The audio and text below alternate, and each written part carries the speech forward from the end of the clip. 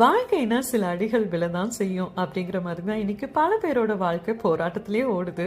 நம்மளுக்கு விழுற ஒரு ஒரு அடிகளையும் நினைச்சு கலங்காம அந்த விழுற அடிகள் எல்லாத்தையுமே நம்ம வெற்றிக்கான படிகளா நினைச்சு நம்ம ஏறி போனோம்னா எந்த உயரத்தையும் தொட்டு விடலாம். Hi all, good morning. நான் உங்கள் ஆர்ஜே மித்ரா. இந்த நாள் இனிய நாளாக அமைய அனைவருக்கும் என்னுடைய மனமார்ந்த வாழ்த்துக்கள்.